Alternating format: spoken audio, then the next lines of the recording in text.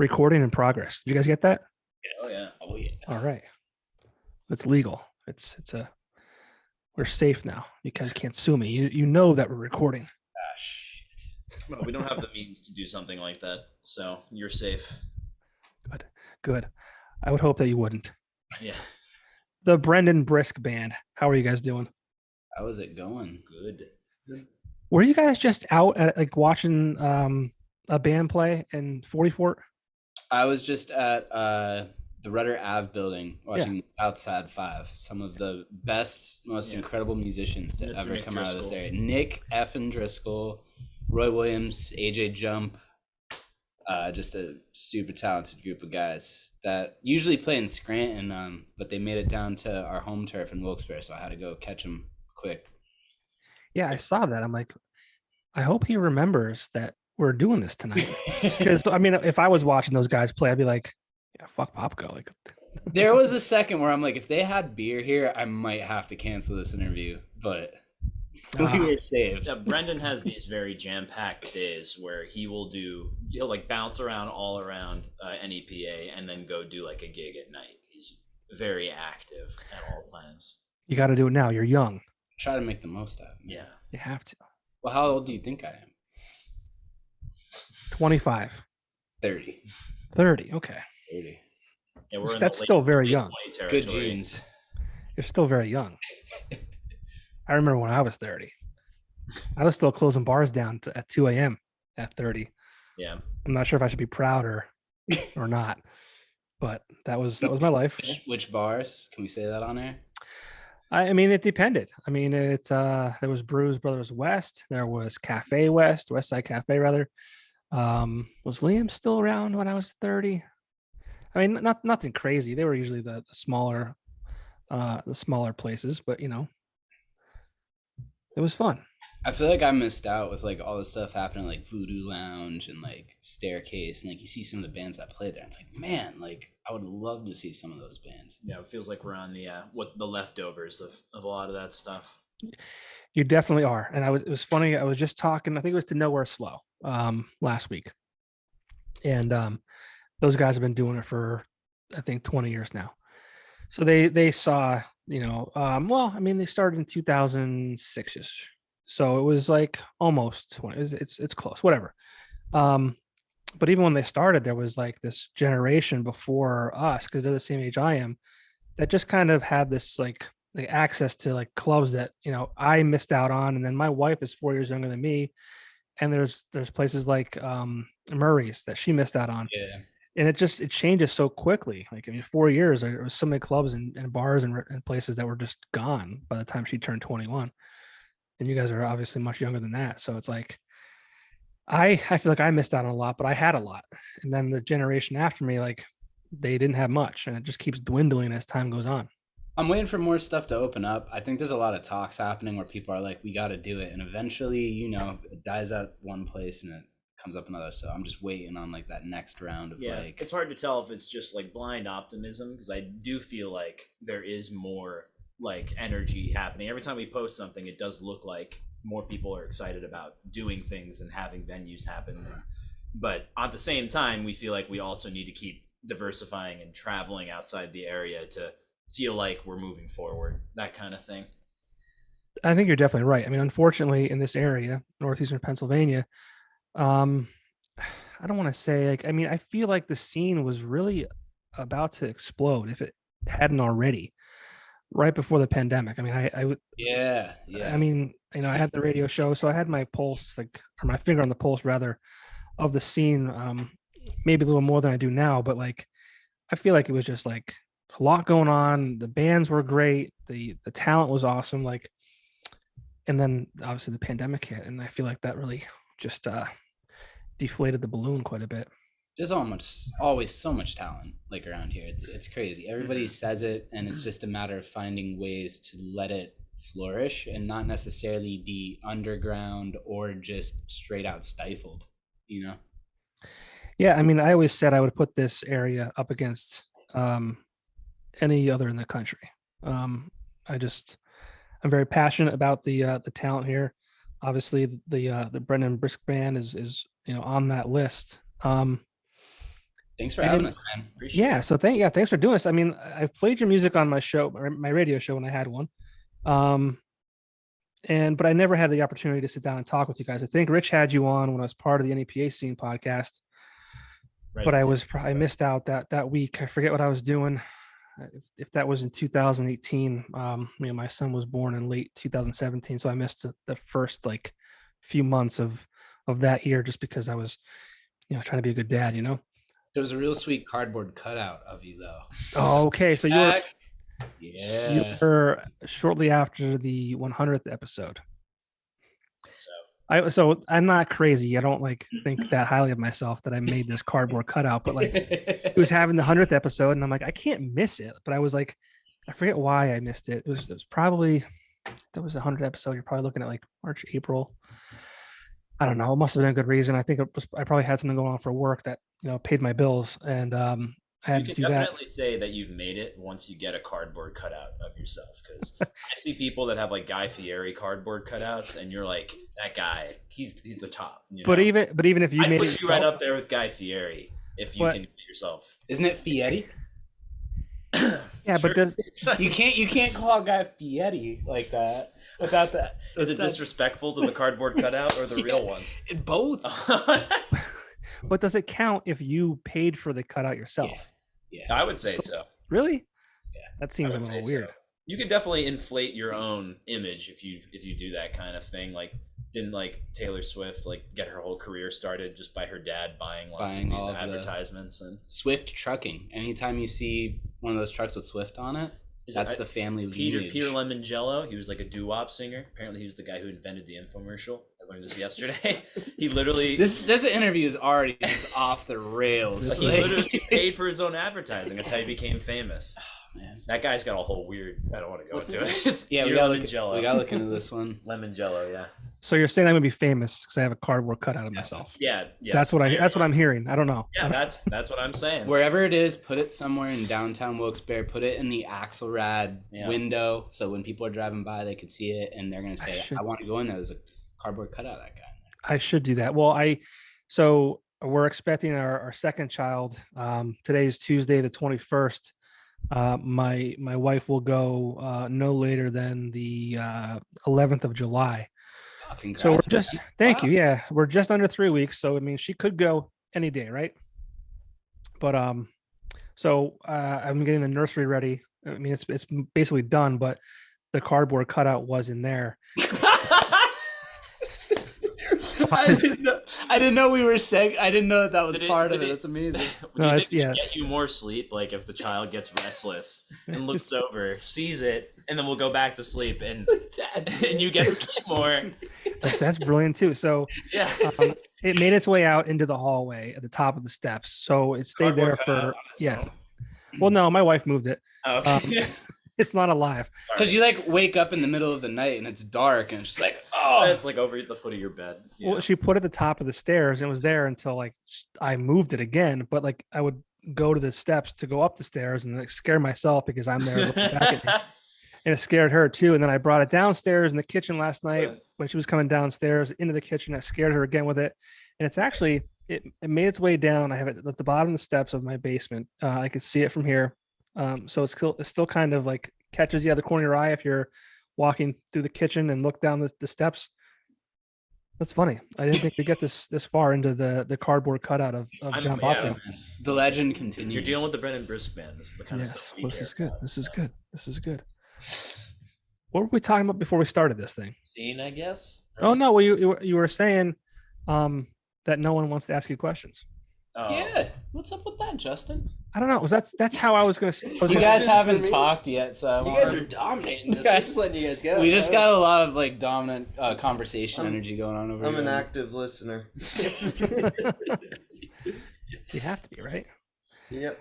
We tried Popko. We wanted people to ask us questions, but so I obviously I wanted to get the V Spot involved. They're a huge supporter of the local scene.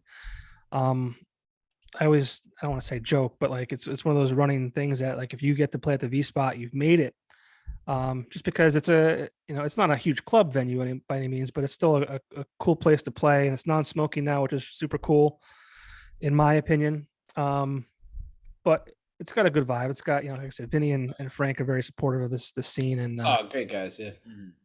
so I wanted to get them into the fold, and I'm trying to think of a way to kind of incorporate them. And they serve shots at the V Spot, and I'm like, shots, like take a shot, and I'm like, oh, maybe we'll try and get listeners and fans of the band, and maybe listeners of the podcast involved in the conversations with you guys, because I don't do these live; these are recorded. So I thought, all right, we'll take a shot, ask these guys, a question, and don't feel bad. You're not the first one I've done that didn't. Such a great idea, questions. Man. It's a great idea. It's that Facebook algorithm, man. I swear. Yeah. Well, I mean, math and so I shouldn't say that no one asks. I put it on Instagram too. I put a question, and we can just get right into it. We'll get it out of the way. Take a shot. Brought to you by the V Spot Bar in Scranton. Where is it at? And I don't know if this was a joke or. Philip P. Walsh. Yes. He wants to know, who is Gabriel? Music for Gabriel. Oh, wow. I actually listened to that song yesterday and was like, I wonder if that is I don't know if I've ever stated this one. I got it. I got the story on there. So is that a good question then? Is that like a legit question? That's cool. That's a really good question. All right, Philip. Do you want to answer it? Philip Walsh, thank you. I know the answer, but I refuses to elaborate. I was just bragging rights. I was supposed to have a twin brother in the womb, and I ate him in the womb. I absorbed him. Like, it's called vanishing twin syndrome. Is this for real? This is 100% real. I'm not making this up. Okay. Yeah, my mother got the ultrasound and she was supposed to have twins, and then after time it just turned into one, and it's a real thing where one of the embryos just absorbs the other one out of just, I don't know. But so I was supposed to have a twin brother, and my father always told me that his name would be Gabriel. And when I was composing that song on the album Relaxylvania, like most songs, it feels like you're not writing it. It feels like you're like a vessel, and something, some energy is like coming through you to play. And there was something real like childlike and like innocent about the song that made me think like, like what if there are still parts of my twin brother inside of me? Like what if that's like a dualistic part of my personality in a way? Mm-hmm. So I dedicated that song to my twin brother, Gabriel, who I ate in the womb. Pretty heavy stuff, right? That's interesting. Yeah. Maybe that's how you're so talented. You are two people in the womb. I appreciate that, man. Right? Maybe I could blame it on something now when I'm like, when I feel like I'm two different personalities. Yeah, I guess you could. Who would know, right? Justin's a Gemini, so he's calm and collective, and then an absolute psychopath. Thank you. As he sits up straight and breathes deeply. I'll take that as a. So I was not expecting that. Like I saw the question come through. Shout out to Phil. I'm like, is this even a real question? I'm like, I don't even know what this means. I'm like, really good Phil story. We played at Carl Hall for the Outback series. I don't know if you remember when that happened. Yeah. Yep. Last summer. And Phil had on our t-shirt, the Relaxylvania t-shirt. He had a Dustin Douglas hat on. He had Bob Lewis sunglasses. And then he had there was one more band. Oh, the Tribe. He had Tribe hoodie or something. Like he had tied around his waist. Oh yeah, tied around his waist. So he had all four bands that were playing merch on him, and I'm just like, man, Phil, look at him, just being Phil, just supporting arts locally. And shout out to Phil, great dude. The NEPA super fan. Great dude. That's some heavy hitters there. That's a great lineup. That was a really fun time. Yeah, I mean, that was a great series that AJ put on last year. I mean, from a local standpoint, when the world is middle of a pandemic and we can't go inside, and he's like, "Fuck it, I'm gonna go outside," and he booked fantastic acts all summer long. He really did. Speaking of the pandemic, I'm just thinking of it now that we're on a podcast, because it's I don't even think we ever really got to talk about this. We released Relaxylvania. Was it 2020? Yep. I'm trying to think of when. It was right before Black Lives April? Matter. Oh my gosh. Yeah, it was literally like right when everything happened with George Floyd, and like the world changed so much, you know, like a lot of, like, it's just such a crazy part of history to be a part of where that happened. And it made us feel very insignificant, because it's like, okay, like here's this album that we worked on for 4 years, and then it's like these really significant things happen in the world with the pandemic, and also, you know, like the Black Lives Matter, George Floyd, like everything that was happening there, which was really important, that needed to be, you know, discussed and handled in society. It peaked like a week after we Yeah. released the album. It was very, very close, so we like we didn't feel it was right to just start slamming every social media platform. Like, I didn't even want to promote the album. Like, I felt like it's so insignificant to what's actually happening in the world right now, that it's like, you know, like the world needs arts, but it was like, this is way more important. Like, the world really needs to take a look at what's happening, because this has been going on forever, and it just needs to stop. But other than that, I'd like to talk about Astrology Days Records, because I saw that was happening locally, and it was just such a really cool thing to see. I've always been a fan of indie labels, and just looking at Astrology Day Records, they had such cool artists on there. And so I reached out to them when I was releasing Relaxylvania, and I was like, I really appreciate what you guys are doing. I have this album that I just completed. Like, I want to release it, but I don't really have anywhere to release it. And I ended up talking to John Kimmock, who's one of the founders, along with Pappy from Cabinet. And he really dug the music. And what he really liked about it is that it reminded him of Pennsylvania. Like, it reminded him of all the music that he was making when he lived in Pennsylvania. And he's like, you know, like, I'm going to give you guys a shout out. Like, let's stay in touch. Like, this is really great. And after a few months of the album being released, it's like people really liked it, but it didn't go anywhere. So he's like, let's release it like again under Astrology Days Records. And so we did through their Bandcamp. And it's just been a pleasure to be on that label and work with those people. It's just a really cool collective of musicians and artists that are just trying to put out good art. You know, there's no like hidden motives or anything. It's just, we want to make good music. And they've been very helpful to us, giving us opportunities to just try and get our music out there, man. That's our goal, is we love to play music. We try to be the best musicians we can. We hope that the music that we put out there is enjoyed by people, that it inspires them, that it takes them out of the everyday bullshit that we all face. And they seem to be good proprietors and just people that want to help us get it out there. Yeah, for sure. And for those listening and who may not know you, I mean, like, who is the Brendan Brisk Band? Like, what are you guys all about?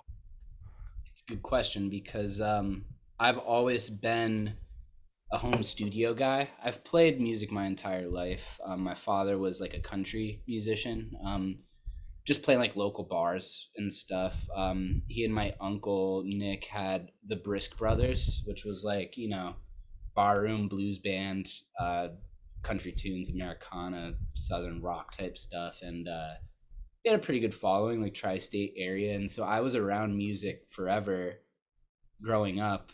And so I've always also enjoyed like computers when I was young. So once I figured out I could record music on a computer, that was it. Like, that's been my hobby, is just always recording.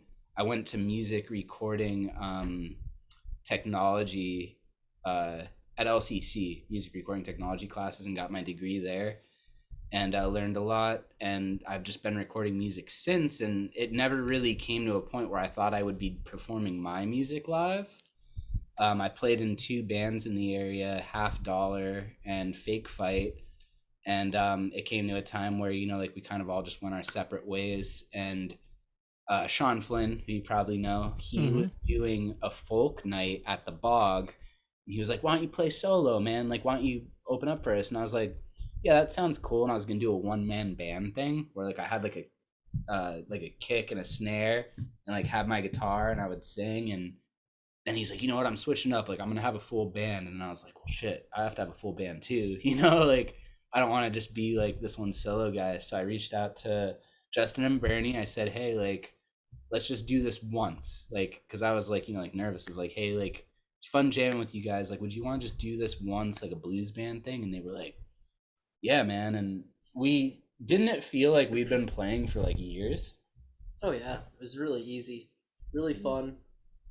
It was just from the get go, there was just some type of propulsion behind it, and it always felt really fun. And I always looked forward to jamming with Brendan. So I think it kind of just catapulted from there. Yeah, and I just remember those early jam sessions, like in my mom's house in the living room, like just playing really loud blues music, and it's really good, and it's kind of like scaring me of like, like you probably hear bands talk about a lot how it's hard to find like like-minded people and people that you really gel with, and from day one, we were just all three of us were locked in, and so we had the blues band. We were only gonna do it for one night, but people were like, "This is great," so we kept doing it, getting better shows and playing around, and I've always been really into jazz music, and I wanted another element to the band. I wanted horns.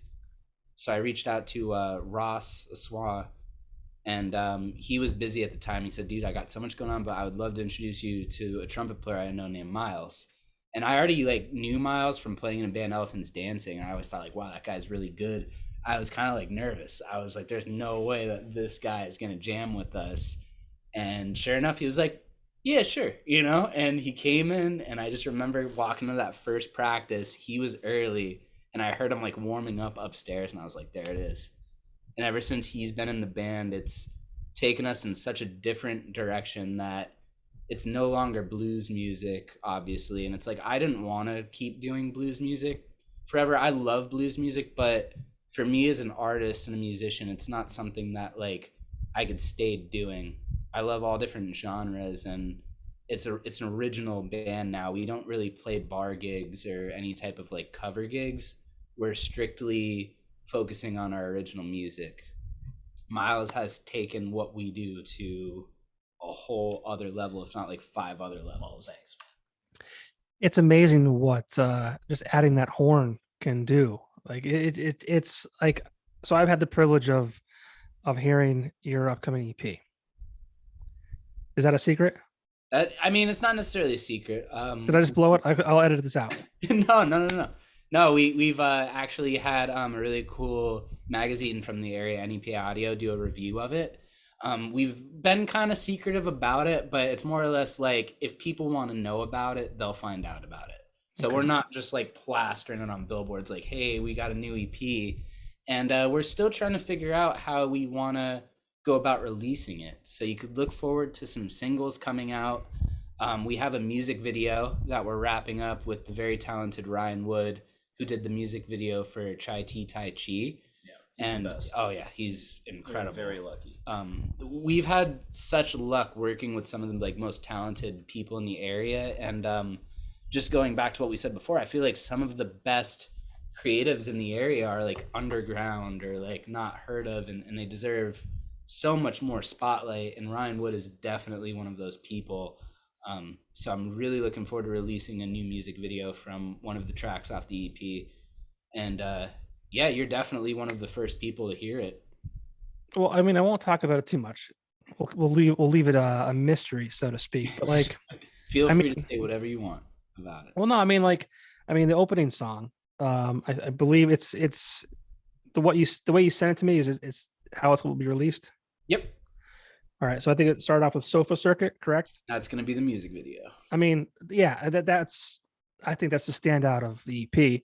Thank you. And it just like, I don't know, I was in my car listening to it, and I just felt like there's these certain songs that like take you to like a mountaintop, right?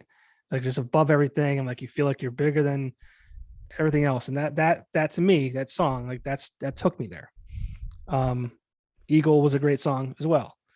So I'm excited for you guys to put out this music, and it's cool. Like, I don't know if it's my older age or just if I'm evolving as like a music consumer, that like I wasn't always about, the horn, portion of music. But now I hear it and I'm like, wow, this is like excellent. It's weird, if that makes sense. I think it's making a comeback. I feel Is like that what it is? have always been cool, and then like saxophone made a huge comeback Yeah, in like the Yeah, 2010s. I want to say like all the I think it has a lot pop to do music. with how like jazz is moving into hip hop now, and they're both very much like together. Like almost every hip hop artist is like pulling from major jazz artists and like forcing them to collaborate all the time. And that's kind of like what the big music is now. Like I know like Flying Lotus did a lot of that, and then Kendrick did a bunch of that, and now it's just like kind of everyone has it on their tracks and stuff. And you're like, oh, there's that sax player. Like I don't know, trying to think. Kamazi's a big one. Kamazi Washington plays on like almost everything. That was the one I was thinking of. So yeah. But just horns in general, man. I'm appreciating the renaissance. I think they've finally found their way back into pop music. The new Harry Styles album, that first track, it's like the horns are just like front and center. There's actually a local trumpet player from here named Laura, who I can't remember what high school she went to, but she plays in the brass orchestra in Scranton with Cheryl Boga once in a while. She played live with Harry Styles in the horn band. So I did not know local that. trumpet That's player awesome. from this area. Yeah, she's cool. awesome. She's a really, really good trumpet player. Harry Styles, while very talented, is disgusting. It's crazy how he was never on my radar, and then Dustin Douglas actually was like, "Dude, you hear that Harry Styles solo album?" And I'm like, "No." I'm like laughing at him. I'm like, "No," and he's like, "Listen to it," and I was like, "Who? Like, what are you talking about?" I listened to it. That's still like an album. That first solo album, I revisit it like all the time. Did I just lose power? Yeah, I think it says to change the battery pack. Oh, that's awesome. Let me go ahead and change it. Can So you we're still just hear us? we're just Yeah, I can still hear you. No, you're good. I was actually gonna like it started blinking on the screen. I'm like, you were talking. I didn't want to interrupt you. But no, like so he has got that song called Watermelon Sugar. Yeah. Right? And I'm like, that song is disgusting. So Well, no, it's good. It's good. So it's good in a music sense. But do you know what watermelon sugar is? Oh, you mean disgusting in a moral sense? Yes. I don't actually know what it's about. Well, I'm not going to tell you. I feel like now it's probably like no one knows. I think you for should sure. say it. Oh, I can't. Bernie loses the video. Now he gets all this courage to be like, yeah, you should do it. Say it. Now he's free to do it. Well, my imagination's running wild on what that could be. Google it.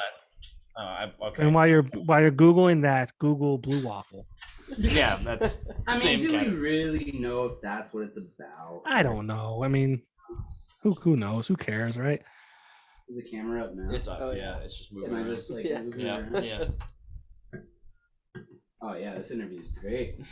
It's the best. Listen, I have like 5 listeners. It's fine. It's not centered. I think you're good, actually. All Yeah, right.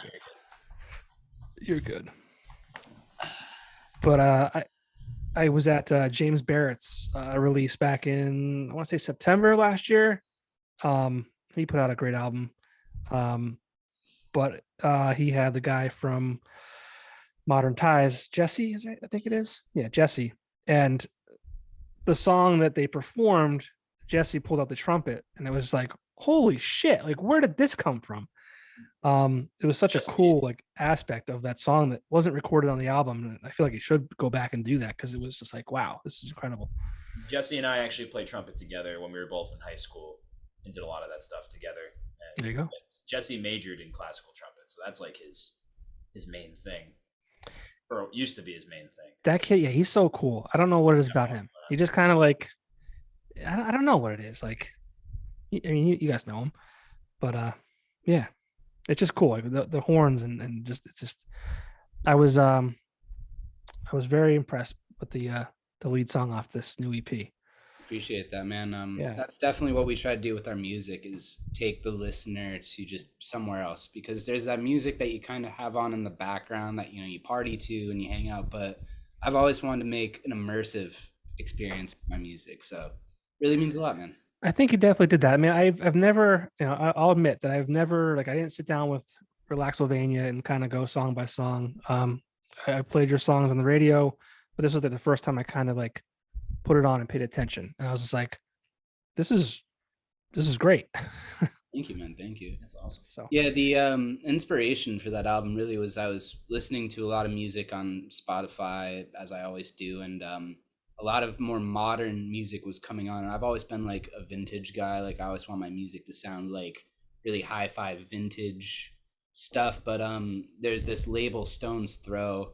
It's like hip hop kind of label, and they're putting out just this really fat music. Like the kick drum's super loud, and like the snare like really slaps, and it's just like such a like fat sounding music. And I'm like, I want an album that sounds fat like that. Like even though the music might not be hip hop, like I want it to have that same really loud smashing quality to it. And through talking to John Kimmock, who's Astrology Days Records founder, he recommended Phil Jolie, who worked for 10 years as the head engineer at Electric Lady Studios in New York City, Jimi Hendrix's studio that he built. And some of my favorite records were recorded there. But through talking to him, he's like, yeah, man, like I would love to work with you. He really dug Relaxylvania. And everybody who worked on this current EP is from Pennsylvania. So it was funny how like we put like a team together from Pennsylvania. He did such an insane job of mixing it to get it to sound that fat. And I remember when he sent us the first mixes, like they were like too loud, like too bass. And I was like, Phil, like it's great, but like back it up. He's like, I'm sorry, man. He's like, I like to push it. Like, like he works with, like, he's worked with Kanye, he's worked with Common.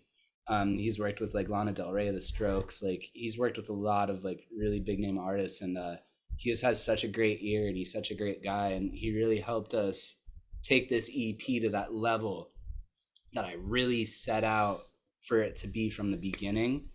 This is the first album that we recorded mostly in a studio. My first two albums I recorded from home by myself. And this album we recorded in Bethlehem, Pennsylvania at Shard's recording studio with Matt Mulchaney. And he not only engineered it and recorded it, but also helped us produce it. Like he got the best takes possible out of us. And I mean, you guys can all agree, like it was just a great hang. Like we were just having fun. It was obviously stressful because we only had 5 days to do it. I took a week off work and I had this like spreadsheet, like itinerary of like, we'll do this day, we'll do this, and like stuff's carrying over. And so like, obviously like there were times where like we were really cutting it close, but that's good for me because I'm a perfectionist. It took me 4 years to finally release Relaxylvania. With this one, I was limited. It's like you only have this time. There's only so many shits you can give. Exactly. Fixate too much on. And I did still record some piano stuff at home. We worked with Angelo Maraglia, who works with The Tribe, and Young Lion. And he played on the first track, Sofa Circuit, and a song called Rubberneck. And he's like, dude, you got to get Carl to play sax on this. Carl Krupa, who also plays with The Tribe and some bands from the area. And he played on I think it's the second track, Rubberneckin'. And he just took that song like to a whole other place. So I love the local collaboration of musicians that I really look up to. Because Angelo's another guy who I'm like, man, like he wouldn't want to play on my tracks. And sure enough, he played on Relaxylvania. He played on this one. And everybody's just real nice and receptive. And they're always taking our music to like this next level. I've always been a big fan of collaboration lately. Yeah, and it's funny. I always say this too. Like, it's so cool to see artists working together and adding to different songs and different EPs and albums, because when I first got into the scene, and I say that like the scene being when I was 21, because I was able to go out to the bars and watch live music on a local level. It wasn't like that back in 2004 or 2003. It was very cutthroat. It was very like our band deserves all this and your bands deserve nothing. It was really, really strange. So it's really cool to see now how you guys all work together.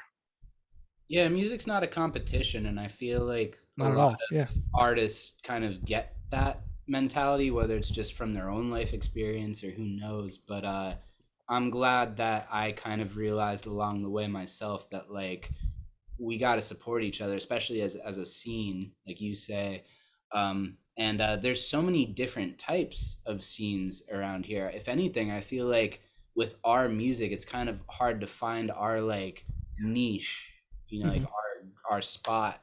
But at the same time, what we do brings in so many different types of people, which I really dig. Like, there'll be like moms listening to our stuff while they clean the house. There'll be people listening to it when they drive. Like, so I do appreciate that people who do tune into what we do, they're from all different walks of life. Whereas I feel like with some types of genres, it's just like, this is me when I'm a teenager and that's it. You know what I mean? Yeah. And what would you consider yourselves? Yeah, that's the number of $1 people million that ask. question. Yeah, What would you consider us? I'd like to know that. I don't even know.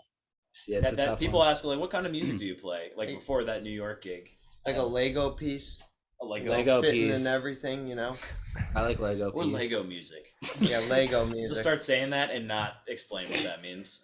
I think people will get it, and that'll help. Get shirts made up. I want to say like, I don't even know, like Big band.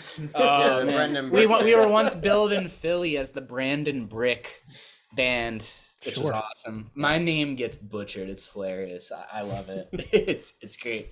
not sure how. I mean, it just kind of It's just like- say it how it's spelled.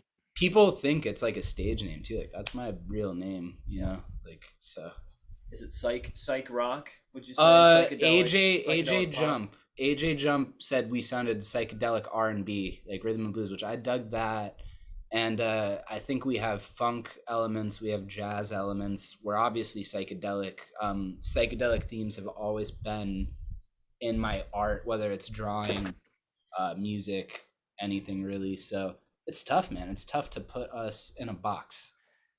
Yeah, I mean, like I say, I mean, I definitely get a blues vibe, even though you say you're not blues. There's definitely like hints of that, right? Yeah. Yeah, I mean, it's my foundation, so I Yeah. can definitely see that. And I feel like blues is the foundation of a lot of music. So yeah. Blues pop, but like not pop like Britney Spears. Yeah, just like popular, like There's a lot of hook. a lot of Yeah. hook Hook-centric stuff. Yeah, I mean, there's nothing wrong with Britney Spears. yeah, man, huge Britney fans. Brendan, you got the Britney Spears vibe from now on? You know what? I I'm don't gonna know. wear the Britney Spears No, I'm not mic. gonna You're bring not it going to in. do it? You refuse? I'm just saying there's nothing wrong with pop and mainstream pop. There's not. I mean, I'm a huge Nickelback fan. People make fun of me. I like Creed. That's fine. Whatever. I mean, there's a reason why they sold how many records, right? Yeah, like that. I watched a really good YouTube video on that about like how like people talk down upon like those types of bands, and it's like here they are selling out places all across. So it's an interesting catch-22 with that, where like there's such a strong hatred towards these things, but yet there's still a very concrete fan base. You know what I Yeah. mean? Sometimes like- the musicians that play behind the songs too are it's incredible session wise. Who's actually playing on a lot of popular recordings, even writing them too, penning them for someone else. Very Yeah. true. Pop is a machine. Yeah, who's the guy from Fun and just Jack Antoff? Oh yeah, another guy from Elect. He's been like a producer basically now. Yeah, he's Producing written a lot of records. tons of stuff for like people Mhm. So yeah, there's that too. I don't know, but I'm worried about Britney Spears. We all are. We're all pulling for her. I'm not following it, so I She's can't got a lot comment. of like crazy Instagram rants going on, Oh, no. and like justified. She has a lot of anger that, a lot of stuff going on. I don't know how it's developed, but I never would have thought we'd bring up Britney Spears. She's just awesome. She's just timeless. She just got married. Toxic. Toxic's remarried. great. Who's she remarried Toxic's to? great. Half dollar. I don't know, a younger gentleman. I thought you had your finger on the pulse of this whole situation. No, it's one of those things. Like, it's weird. I hate. Like, I love the fact that I record these in case like something happens. But I also I record them and I'll release them like a week later sometimes. And the one time I was talking to the guy Eric from Traverse the Abyss, and we were talking about Britney Spears. I don't know why she gets brought up so much in these conversations, but but like it was a very just like her behavior is very odd. And then like I think between the time that we recorded that and the time it was released, like she was pregnant and they lost that baby. And I don't want to say that she's lying, but like the behavior, like she came out and said, "Oh, we lost our baby," and then the next day she's on Instagram, like dancing like a weirdo, like she always does. Like nothing ever happened. And I understand that people deal with things in their own way, but like I don't know, like That's odd. Yeah. my wife and I have had like, we've lost some.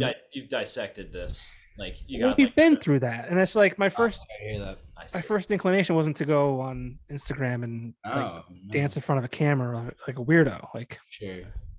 so I don't want to say she's like a liar, but I'm like, did this really happen? Like, did she do this Yeah. because she was looking for attention?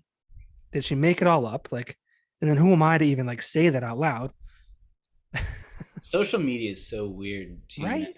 Like it's good for a lot of things, but we all know that it has its downfalls, and a lot of it comes down to just how people use it. And I think that it becomes a veil for a lot of people where they don't even see reality anymore, because all they see is what's inside of this website and how they present themselves to the world through a website. And I'll be honest with you, like there were many times in my life where I was sucked into that, especially in like my early 20s, like Sure. really became prominent. And now I'm in a part of my life where like I know how to detach from it, but not only that, like I strictly use it to promote my music. It's such a great tool for artists, musicians, any type of artist or creative person, just anyone. It's a great platform to get your music and art out there. So I love Instagram. Like I said, Facebook, the algorithms have just been really strange lately. Things that you wouldn't expect to take off do, and then things that it's like, oh, it doesn't. It's weird. Yeah. I was going to ask you, like you mentioned earlier, how you just want to get your music out there and people to hear it. How do you do that? I mean, we live in a world now, singles, and you mentioned Facebook and Instagram, the algorithms, and you have Spotify, you have Apple, you have all these outlets. And it's all good stuff, right? It's really cool to be able to have, everything at the tip of your finger and have access to any song you want to listen to.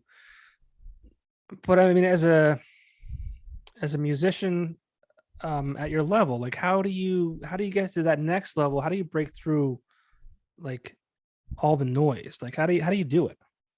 That's a really good question, because I feel like music is oversaturated at this point. There's so many great artists out there, and it's tough to kind of find your spot in that sea and wave of talent. It's like interesting how you can find so many different types of music at any given time, like you said. And just with like Bandcamp, like there's just billions and billions of fantastic indie artists. There's music from the 60s and 70s that still sound good today that nobody knows about, that was like recorded way back in the day but never got an official release. So ultimately, I think word of mouth is really like one of the best ways to get your music like out there. Obviously we promote a lot on social media when we're ready to release something. But it's just such an interesting way how people ingest music now. And it's different from when you had a record, you had a CD, and it was a way more immersive experience. Whereas now you're driving, it's just like, I don't like this click. And you're into the next thing that the computer thinks you'll like. It's tough, but at the end of the day, I know that we do have people listening to our music, and like that's a win for me. Even if it's one person that really enjoys it, that makes me feel fulfilled for sure. Yeah, I think it's such it's a blessing and a curse is what I say about the internet. Like, I mean, I love the fact that I can get new music from my favorite artists every month or two, as opposed to waiting for 2 years for a new record. I love the fact that I can go online and see what they're up to and what they're doing, and they're sharing their lives with me. But it's so overwhelming to an extent. It's like, and I think like we're just the way things are now. Like, like you said, if we don't like it, we just skip it. We just like go right past it. And like, I feel like once you pass it, like it's gone. Yep. It's off your radar. Like, I mean, I always say this too, like watching a movie. I mean, I miss going to Blockbuster on a Friday night with your girlfriend, getting a pizza, getting a movie, like, and just being able to, like, you have a limited selection of things to watch. Like, this is what's available right now. That's it. Same with music. Like, you can go in the gallery of sound or whatever it might be, and like, this is what is you have access to at the moment. So pick something, right? And it's an experience in itself doing For that. sure. I mean, Yeah. I can tell you so many records that I bought, back in the day, like, who was working that day. There's been times where I've been going through CDs, and like I'll hear it, like someone was playing over the speaker system in the store, and I went up to the guy who was working. I'm like, who is this? It was John Mayer, actually. Which, by the way, I feel like there's a lot of in the guitars, there's some John Mayer vibes in the guitar. I don't know if that's a good thing or bad thing. I think it's a good thing, but I hate. I turned around with John Mayer. There was a time where I didn't like John Mayer, and I want to say like 6 or 7 years ago, I finally got it. And it's when I started paying attention to songwriting and lyrics, because I used to only listen to the instruments. I for most of my life, I wouldn't listen to the lyrics. I would just hear the production, the bass, like the drums. So once I started focusing on lyrics, that's when John Mayer's music really came through. And I mean, I've seen him play with the Dead. He's an unbelievable talent.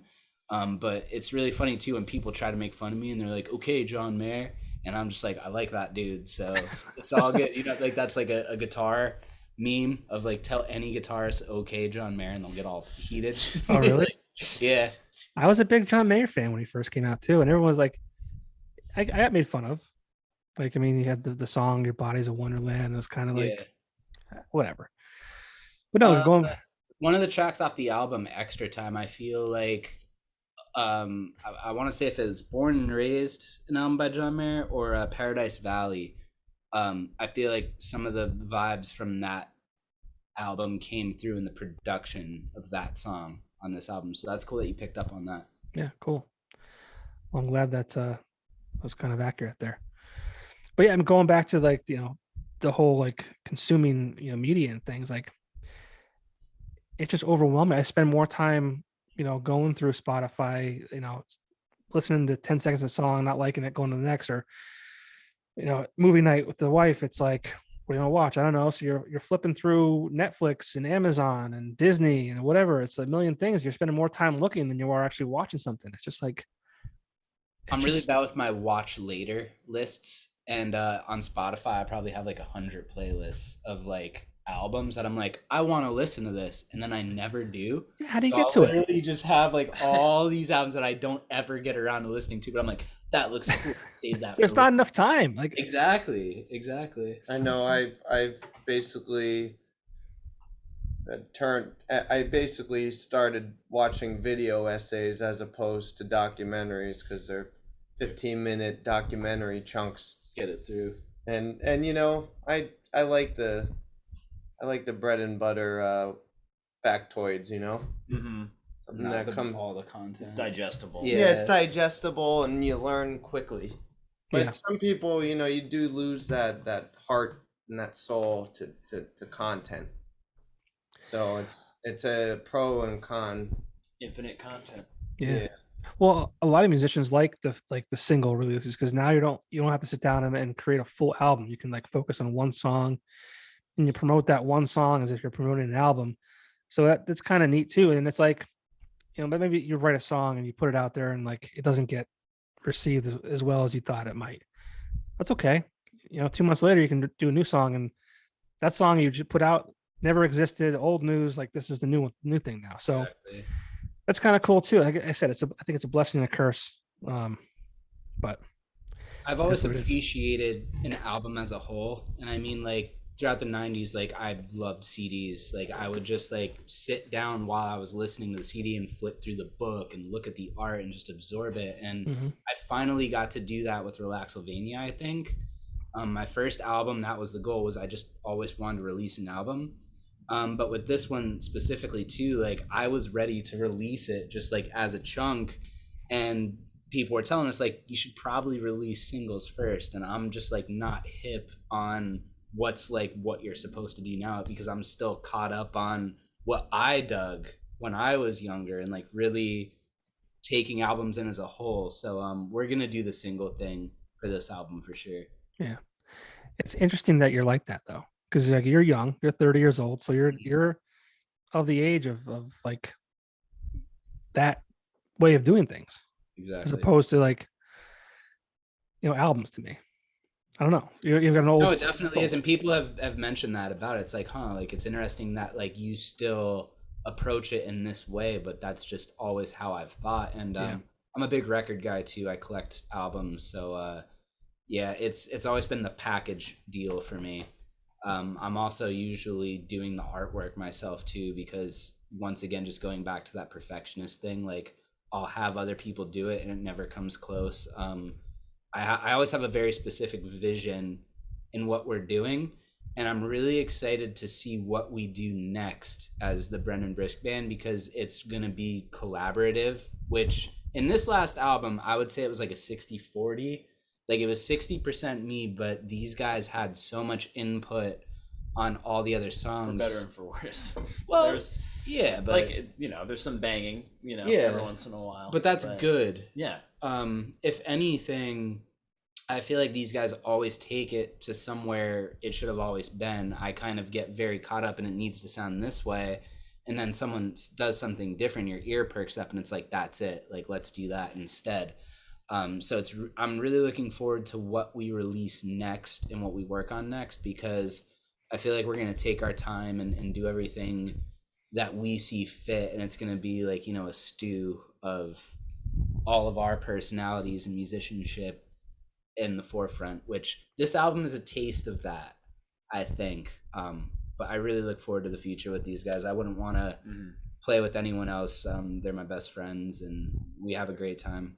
We used a lot of unique instrumentation too, with a lot of background. Definitely things. did. A lot of experimenting with weird instruments. Bernie's on theremin in one of the songs, like in the background. Little toy pianos that were in the studio, bells. His drum set looked ridiculous during the second track. I want to say very Mark Juliana inspired, like all the Morph Beat stuff and like just everything piled on the drum set and like a garbage can, and like there was a lot of like just trying things out. It was fun to do it that way and demo things out and let the songs take on a life of their own. Yeah. Was it hard for you to kind of let these guys in? And I say that because you mentioned you're a perfectionist, right? Mm-hmm. And people like that tend to want control. And I've heard things about Brendan Brisk where people don't necessarily understand that. It's not a bad thing. They just say, oh, he's a perfectionist. He likes things a certain way. Like he's hard to work with or he's difficult to work with. It's not a bad thing, right? It's just like, you know what you want and you want it to sound how you want it to sound. Yeah. That's perfectly okay. I wouldn't say you're difficult to work with, though. Yeah, I mean, No.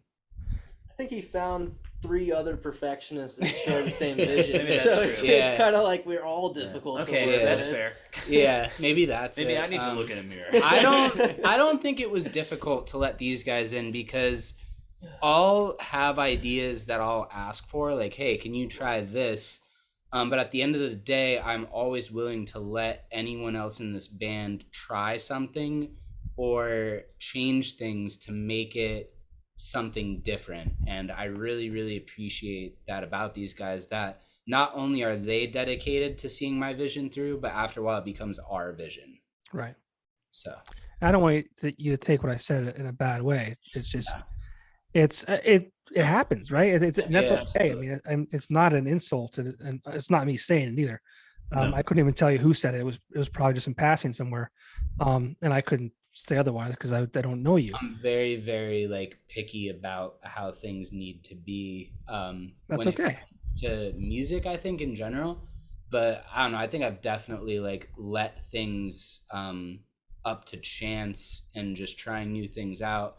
If anything, with my first album, like that one I did entirely by myself, because it was like, okay, like this is how it needs to be. But it was also a great learning experience. I feel like it was good for me to get that out of the way, because now all I ever want to do is work with other people and just work together on something that's better than one person could have ever done. Yeah. And when I heard that, it was years ago. It was a while ago. So obviously we grow, we adapt, and again, I mean, I don't see it as something that's a bad thing, but other people have their opinions on things. Who cares, right? Yeah, man, everybody's got an Yeah. opinion. Doesn't bother me. Yeah, good. Well, I mean, you guys are talented. I mean, the EP is excellent. I'm excited for you guys to release it and see how, people receive it. What's next for the Brendan Brisk Band? I know we talked about earlier. There's limited places to play around here. You try to do those places, but also, expanding outside this region is very important to you. There's a lot of great venues out there, and obviously that's how you're going to get more listeners and more exposure is being out there, word of mouth. What's next for you guys? I think definitely playing outside of the area is a big one, but we also love playing in the area because I think it's big to build a following where you're from, and just getting the community involved, I think, is a big thing. So I think we want to plan some free shows for sure in the area just to get people involved and see what we're trying to do musically. But definitely playing out, we would love to jump on some festivals and just find where we belong in terms of our music, because it's just so all over the place. And I think that there's a lot of people out there that would really appreciate our music, and it's just a matter of getting out to other areas so they could find us. That's a big one. And just as people, we're always trying to become better musicians. We're always looking for that higher peak in what we're able to do in our abilities. And yeah, it's great getting to work with these guys where we all kind of lift each other up. We're never really putting each other down. We're always trying to get each other to be on that highest level we could possibly be as musicians. Cool. Well, the EP is called Never Everywhere, and we have no release date yet. No release date as of yet. Man, no release date for the single and the video. Nothing? It'll probably be July.